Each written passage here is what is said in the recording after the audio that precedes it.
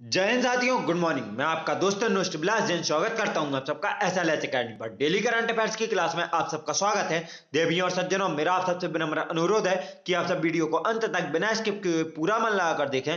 और अगर आपको वीडियो पसंद आए तो प्लीज वीडियो को लाइक करें, कमेंट करें, शेयर करें और चैनल को सब्सक्राइब करना बिल्कुल ही ना भूलें। साथ ही बेल आइकॉन प्रेस कर लें जिससे हमारी लेटेस्ट नोटिफिकेशन आपको तुरंत मिलती जाए। और दोस्तों याद रखें कि अगर आपको क्लास पसंद आए तो प्लीज क्लास को ज्यादा से ज्यादा शेयर करें। और आपको इस क्लास की अगर पीडीएफ चाहिए हो तो हमारे टेलीग्राम चैनल एसएलएच एकेडमी को ज्वाइन कर लें। अब आपका ज्यादा समय ना लेते हुए देखते हैं आज का पहला प्रश्न। आज का पहला प्रश्न है, भारतीय जीवन बीमा निगम के नए प्रबंध निदेशक के रूप में कार्यभार किसने संभाला है? आपके ऑप्शंस है ए केवट राणा, बी सी के चक्रवर्ती, सी बी सी पटनायक और डी बी एस रमन। तो दोस्तों याद रखें, भारतीय जीवन बीमा निगम के नए प्रबंध निदेशक के रूप में बी सी पटनायक ने कार्यभार संभाला है। दोस्तों यहाँ पर किसले नहीं होगा, किसने होगा, याद रखें। तो दोस्तों कौन बने हैं? बीसी पटनायक नए प्रबंध निदेशक बने हैं भारतीय जीवन बीमा निगम के।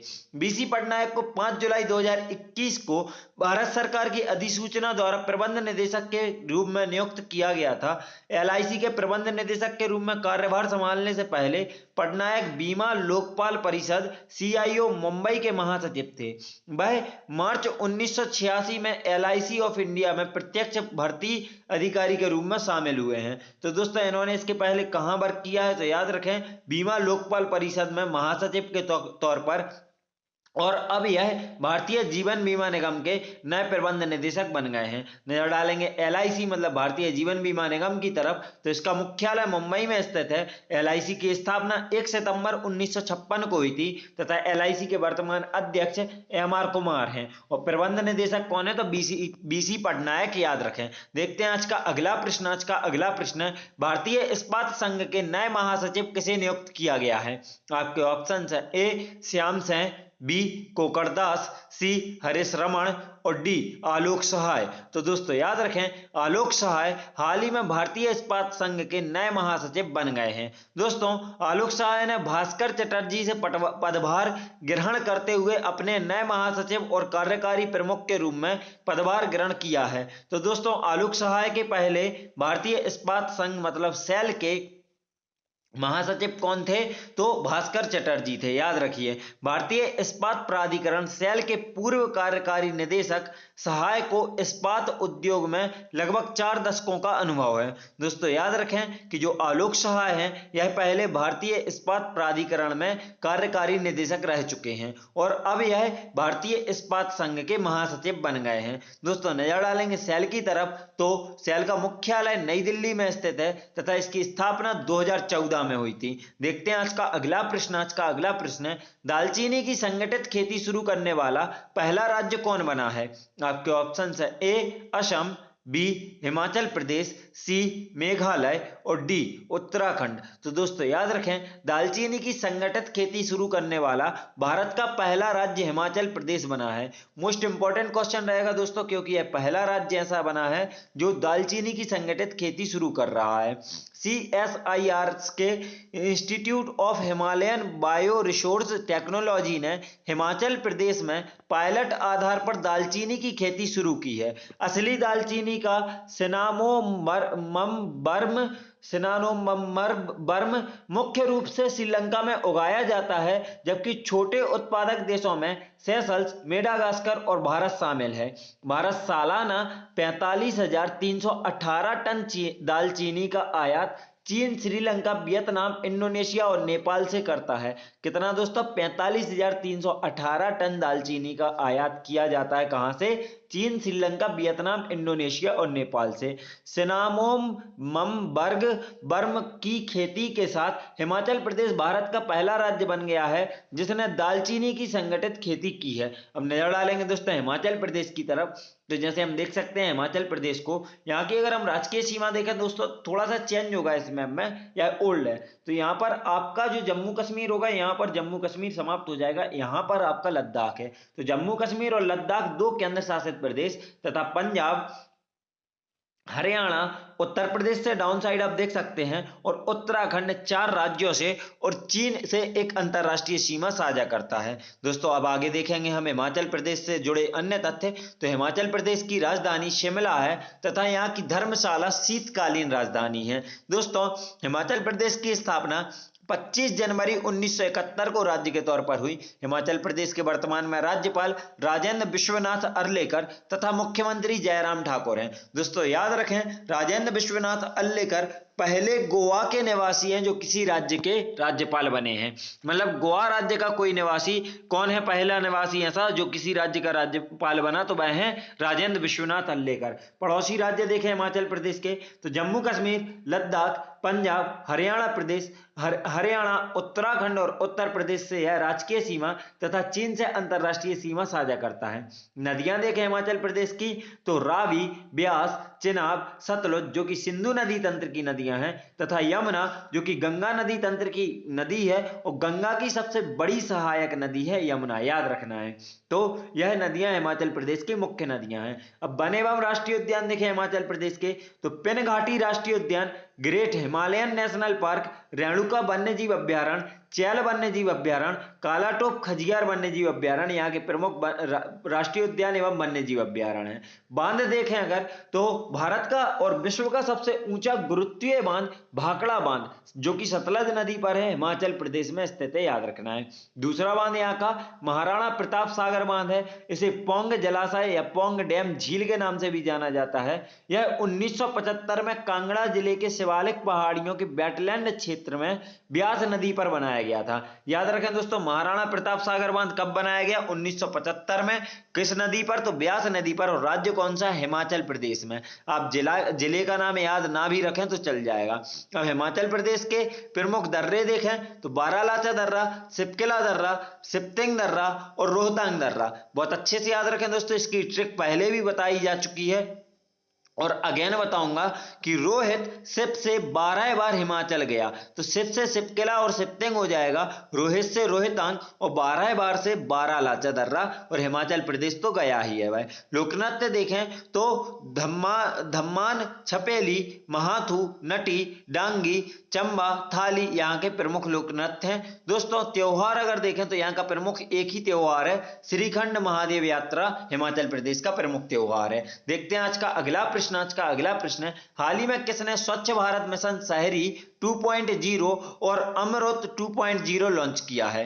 आपके ऑप्शन है ए नरेंद्र मोदी, बी अमित शाह, सी किरेन रिजिजू और डी राजनाथ सिंह। तो दोस्तों याद रखें, हाल ही में नरेंद्र मोदी द्वारा, मतलब हमारे प्रधानमंत्री नरेंद्र मोदी द्वारा स्वच्छ भारत मिशन शहरी 2.0 और अमृत 2.0 लॉन्च किया गया है। दोस्तों प्रधानमंत्री नरेंद्र मोदी ने नई दिल्ली में डॉक्टर अंबेडकर इंटरनेशनल सेंटर से 2 प्रमुख मिशनों स्वच्छ भारत मिशन शहरी SBMU और Atal mission for rejuvenation and urban transformation मतलब अमृत के दूसरे चरण का शुभारंभ किया है। दोस्तों किस शहर से किया है? तो नई दिल्ली से किया है, याद रखें।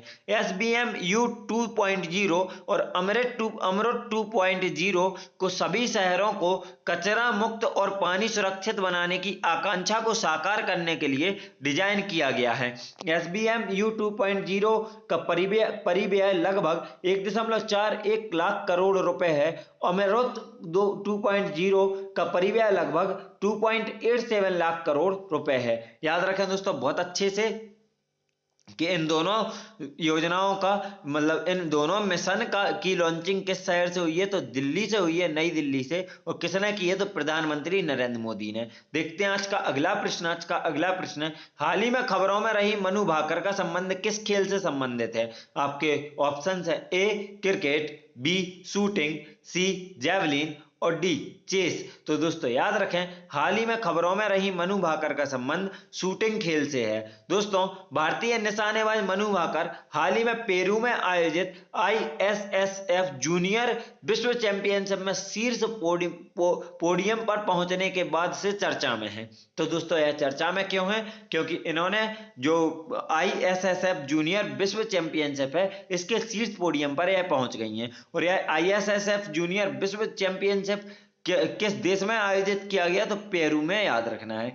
इस तरह दोस्तों भाकर ने दिन में 2 स्वर्ण पदक जीते। इन्होंने एक ही दिन में 2 स्वर्ण पदक जीते और इस तरह से चैंपियनशिप में उनके स्वर्ण पदकों की संख्या 3 हो गई है। उन्होंने सरबजोत सिंह के साथ मिलकर मिक्स्ड टीम स्पर्धा में का स्वर्ण जीतने के बाद रिदम सांगवान और शिखा नरवाल के साथ मिलकर 10 मीटर एयर पिस्टल महिला टीम स्पर्धा में सोने का तमगा जीता। तो दोस्तों इन्होंने सिंगल में सोना जीता, इसके साथ इन्होंने मतलब गोल्ड जीता। सरबजोत सिंह के साथ मिक्स्ड टीम स्पर्धा में भी गोल्ड मेडल जीता और उसके बाद रिदम सांगवान और शिखा नरवाल के साथ मिलकर 10 मीटर एयर पिस्टल महिला टीम स्पर्धा में भी गोल्ड मेडल जीता। भारत के नाम पर अब 6 स्वर्ण, 6 रजत और 2 कांस्य पदक दर्ज हैं और इतने पदकों के साथ भारत इस ISSF जूनियर विश्व चैंपियनशिप में पहले स्थान पर बना हुआ है। अमेरिका 4 स्वर्ण, 4 रजत और 2 कांस्य पदक लेकर दूसरे स्थान पर है। दोस्तों याद रखें, पहले स्थान पर भारत और दूसरे स्थान पर कौन है, तो अमेरिका। देखते हैं आज का अगला प्रश्न। आज का अगला प्रश्न है, एड्यूर और कुट्टी अट्टूर जो हाल ही में खबरों में थे, किस राज्य से संबंधित हैं? आपके ऑप्शन है ए असम, बी हिमाचल प्रदेश, सी केरल और डी तेलंगाना। दोस्तों याद रखें, एड्यूर एक मिर्च की किस्म है जबकि कोट्टी अट्टूर एक आम की किस्म है। यह दोनों हाल ही में खबरों में इसलिए रहे क्योंकि इन दोनों को GI टैग प्रदान किया गया है और यह दोनों केरल राज्य से संबंधित हैं। दोस्तों एड्यूर मिर्च अपने हल्के तीखेपन और आकर्षक स्वाद के लिए जाना जाता है। कुट्टी अट्टूर आम एक लोकप्रिय और स्वादिष्ट पारंपरिक आम की किस्म है जो कुट्टी अट्टूर और कन्नूर जिले में पाई जाती है। तो दोस्तों जो कुट्टी कट्टूर है यह आम की एक किस्म है और यह मुख्यतः कहाँ, तो कुट्टी कट्टूर और कन्नूर जिले में पाई जाती है। इससे पहले साल 2019 में केरल के तिरूर बैटीला या पान के पत्ते को भी GI टैग मिला था। तो दोस्तों याद रखें, कहाँ के पान के पत्ते को, केरल के पान के पत्ते को GI टैग दिया गया था 2019 में। भौगोलिक संकेत मतलब GI टैग उन उत्पादों पर उपयोग किया जाने वाला एक संकेत है जिनकी एक विशिष्ट भौगोलिक उत्पत्ति होती है और यह भौगोलिक संकेत या पंजीकरण और संरक्षण अधिनियम 1999 के तहत विनियमित होते हैं। तो दोस्तों याद रखें, GI टैग क्यों दिया जाता है, क्योंकि स्थानीय पहचान मिल सके। देखते हैं आज का अब हम केरल को। तो जैसे कि हम दोस्तों देख सकते हैं, केरल की अगर स्थिति देखें तो भारत के कंपैरिजन में केरल दक्षिण में स्थित केरल है। इसको जूम करके देखें तो ऐसे लगता है। और यहाँ पर देखते हैं तो केरल की 2 राज्यों से सीमा, कर्नाटक और तमिलनाडु से सीमा लगती है, बाकी यह अरब सागर से सीमा साझा करता है, अपनी तटीय सीमा। देखेंगे दोस्तों केरल की जानकारियों को, तो केरल की राजधानी तिरुवनंतपुरम है। केरल की स्थापना 1 नवंबर 1956 को हुई थी। केरल के राज्यपाल आरिफ मोहम्मद खान तथा मुख्यमंत्री पिनाराई विजयन है। दोस्तों केरल के पड़ोसी राज्य बताए आपको, तमिलनाडु और कर्नाटक। केरल में स्थित बांध देखें तो इडुक्की बांध जो कि पेरियार नदी पर, मुल्ला पेरियार बांध जो कि पेरियार नदी पर और चिमनी बांध चिमनी नदी पर। दोस्तों याद कौन सा रखना है, इडुक्की, क्योंकि यह मोस्ट इंपॉर्टेंट है और इसमें नदी का नाम हिंट नहीं है। जबकि मुल्ला पेरियार में पेरियार तथा चिमनी में चिमनी नदी का नाम हिंट किया गया है। राष्ट्रीय उद्यान देखें अगर हम केरल में, तो एराविकुलम राष्ट्रीय उद्यान, साइलेंट वैली नेशनल पार्क, चिनार वन्यजीव अभ्यारण्य, कुमारकोम पक्षी अभ्यारण्य, पेरियार वन्यजीव अभ्यारण्य, इडुक्की वन्यजीव अभ्यारण्य और वायनाड वन्यजीव अभ्यारण्य यहाँ के प्रमुख राष्ट्रीय उद्यान और वन्यजीव अभ्यारण्य हैं। प्रमुख पर्यटक स्थल देखें तो पद्मनाभ स्वामी मंदिर, सबरीमाला मंदिर और कलामंडलम यहाँ के प्रमुख पर्यटक स्थल हैं। दोस्तों केरल से जुड़े अन्य तथ्य देखें तो केरल के कोच्चि बंदरगाह को अरब सागर की रानी कहा जाता है। साथ ही पेरियार नदी को केरल की जीवन रेखा कहा जाता है। किस नदी को दोस्तों, पेरियार नदी को केरल की जीवन रेखा कहा जाता है और पेरियार नदी पर ही इडुक्की बांध तथा मुल्ला पेरियार बांध स्थित हैं। देखते हैं आज का अगला प्रश्न। आज का अगला प्रश्न है, ऑस्ट्रेलिया में शतक बनाने वाली पहली भारतीय महिला क्रिकेटर कौन बनी है? दोस्तों याद रखें, ऑस्ट्रेलिया में टेस्ट शतक बनाने वाली पहली भारतीय महिला क्रिकेटर पूछा है। आपके ऑप्शन है ए स्मृति मंदाना, बी मिथाली राज, सी दीप्ति शर्मा और डी पूनम यादव। तो दोस्तों याद रखें, ऑस्ट्रेलिया में टेस्ट शतक बनाने वाली पहली भारतीय महिला क्रिकेटर स्मृति मंदाना बनी है। दोस्तों स्मृति मंदाना ऑस्ट्रेलियाई धरती पर टेस्ट शतक बनाने वाली पहली भारतीय महिला बनी। दोस्तों उन्होंने दिन रात पहली गुलाबी गेंद के साथ, मतलब डे नाइट जो टेस्ट खेला था पिंक बॉल के साथ, दूसरे दिन भारत की पहली पारी को आकार देते हुए अपना शतक पूरा किया। यह मैच आज ऑस्ट्रेलिया के क्वींसलैंड में कैरारा ओवल में खेला गया। उन्होंने 22 चौकों और एक छक्के की मदद से 127 रन बनाए। इस संबंध में पहले का रिकॉर्ड 1991 में मेलबर्न टेस्ट की दूसरी पारी में 58 रन था। तो दोस्तों 127 रन किसने बनाए हैं? स्मृति मंधाना ने। इनके पहले यह रिकॉर्ड था 58 रन का। कब से? 1991 से। देखते हैं आज का अगला प्रश्न। आज का अगला प्रश्न है, केंद्र सरकार ने मशहूर कॉमिक कैरेक्टर चाचा चौधरी को निम्न में से किस मिशन का आधिकारिक शुभंकर घोषित किया है? आपके ऑप्शन है ए राष्ट्रीय स्वास्थ्य mission, B Namami Gange mission, सी स्वच्छ भारत मिशन और डी अटल नवीकरण और शहरी परिवर्तन मिशन। तो दोस्तों याद रखें, केंद्र सरकार ने मशहूर कॉमिक कैरेक्टर चाचा चौधरी को हाल ही में नमामि गंगे मिशन का आधिकारिक शुभंकर घोषित किया है। दोस्तों गंगा नदी की स्वच्छता और नमामि गंगे अभियान चलाया जा रहा है। केंद्र सरकार की ओर से नमामि गंगे कार्यक्रम को लगातार आगे बढ़ाया जा रहा है। इसके पीछे का मकसद बच्चों में गंगा को लेकर जागरूकता फैलाने से है।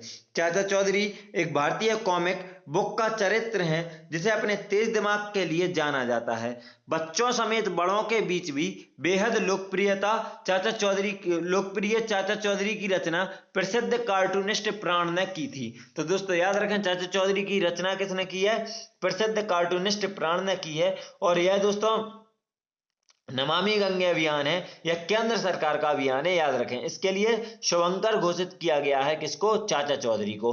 देखते हैं आज का अगला प्रश्न। आज का अगला प्रश्न है, किस देश ने पहली बार परमाणु पनडुब्बी से लॉन्च किए जाने वाले घातक जिरकॉन हाइपरसोनिक मिसाइल का सफल परीक्षण किया है?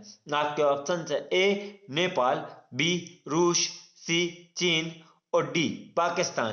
तो दोस्तों याद रखें, हाल ही में रूस ने पहली बार परमाणु पनडुब्बी से लॉन्च किए जाने वाले घातक जिरकॉन हाइपरसोनिक मिसाइल का सफल परीक्षण किया है। दोस्तों यह पहली बार है जब जिरकॉन मिसाइल का प्रक्षेपण पनडुब्बी के जरिए किया जा रहा है।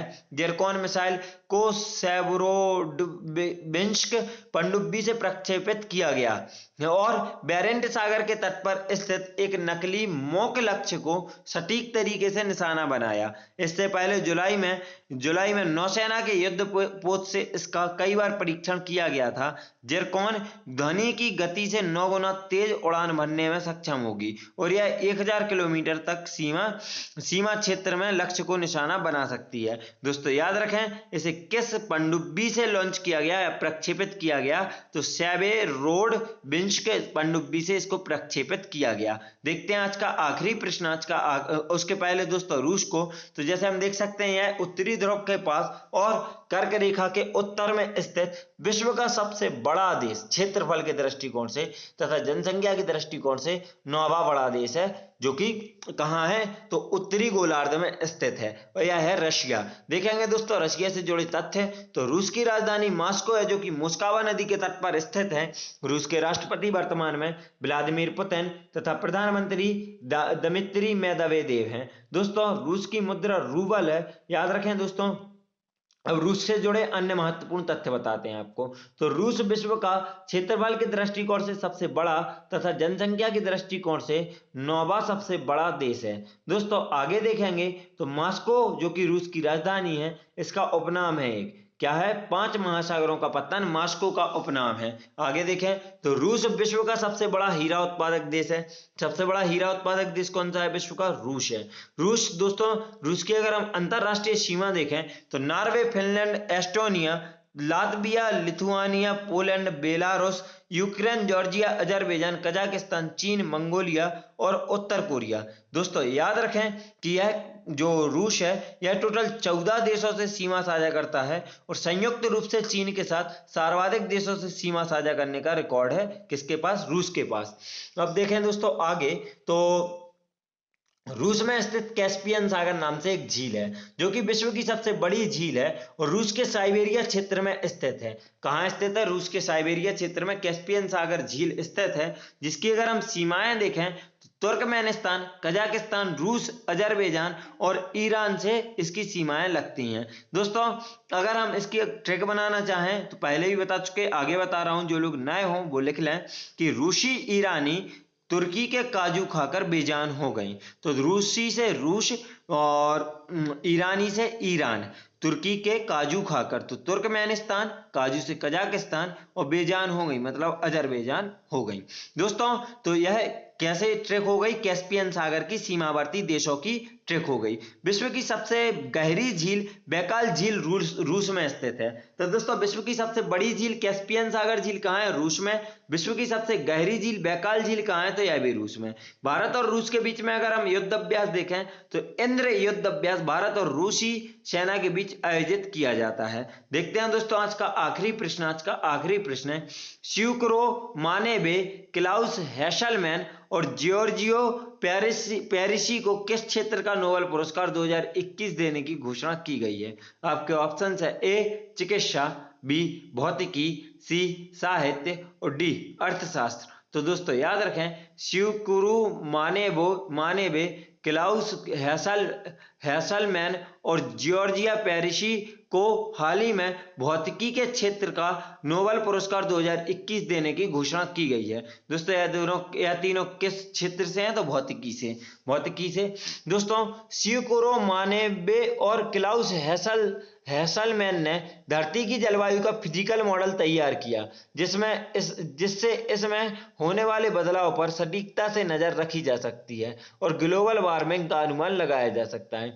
इसके साथ ही जॉर्जिया पेरिसी ने अपनी खोज के द्वारा अणुओं से लेकर ग्रहों तक के फिजिक्स सिस्टम में होने वाले तेज बदलाव और विकारों के बीच किसी की गतिविधि को दिखाया है। दोस्तों हमारी वीडियो यहीं समाप्त होती है। वीडियो को अंत तक देखने के लिए आप सभी का धन्यवाद। अगर आप सबको वीडियो पसंद आई हो तो प्लीज वीडियो को लाइक करें, कमेंट करें, शेयर करें और चैनल को सब्सक्राइब करना बिल्कुल भी ना भूलें। साथ ही बेल आइकॉन प्रेस कर लें जिससे हमारी लेटेस्ट नोटिफिकेशन आपको तुरंत मिलती जाए। और दोस्तों याद रखें कि अगर आप हम सबसे social media like Facebook, Instagram, Telegram पर जुड़ना चाहते हैं तो डिस्क्रिप्शन बॉक्स से लिंक द्वारा आप हमें फॉलो कर सकते हैं। वीडियो को अंत तक देखने के लिए एक बार फिर से धन्यवाद। जय हिंद, जय भारत, आपका दिन मंगलमय हो।